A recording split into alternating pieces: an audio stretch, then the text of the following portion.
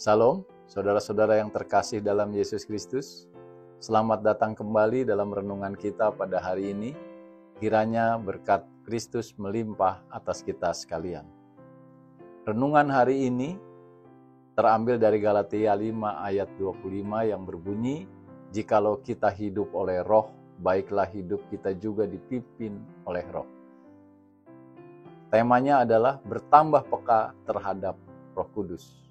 Bapak, Ibu, Saudara sekalian, surat Paulus kepada jemaat di Galatia ini mengingatkan kita akan pentingnya hidup oleh Roh.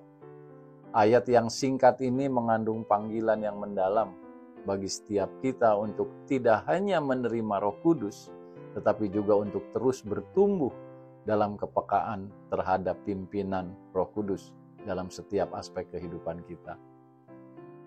Ada 3 aspek yang akan saya bahas supaya bagaimana kita hidup oleh Roh. Pertama, hidup oleh Roh berarti Roh Kudus yang adalah sumber kekuatan, pengharapan, dan arah hidup kita. Dan kita sebagai orang percaya telah dilahirkan kembali oleh Roh. Dan seharusnya Rohnya atau Roh Kudus terus memimpin dan mengendalikan kita. Namun seringkali kita lebih mengandalkan akal budi, kekuatan kita sendiri, emosi, atau bahkan tradisi manusiawi daripada kepekaan terhadap suara Roh Kudus yang lembut.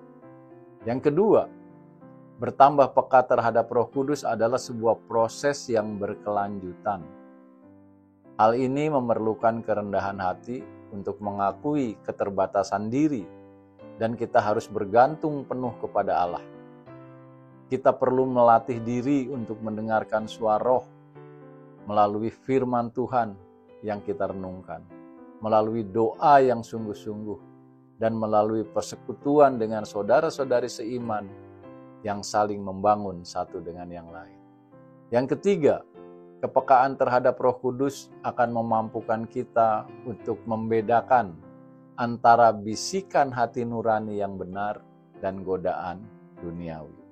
Roh Kudus akan menuntun kita kepada kebenaran, memberikan hikmat dalam mengambil keputusan, dan memampukan kita untuk menghasilkan buah-buah Roh seperti kasih, sukacita, damai sejahtera, kesabaran, kemurahan, kebaikan, kesetiaan, kelemah lembutan, dan penguasaan diri.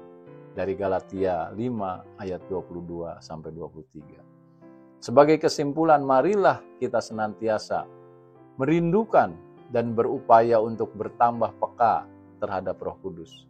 Biarlah setiap langkah dan keputusan kita dipimpin oleh Roh-Nya. Dengan demikian, hidup kita akan semakin memuliakan Allah dan menjadi berkat bagi sesama. Kiranya Roh Kudus terus membimbing dan memampukan kita dalam perjalanan iman ini. Amin. Tuhan Yesus memberkati.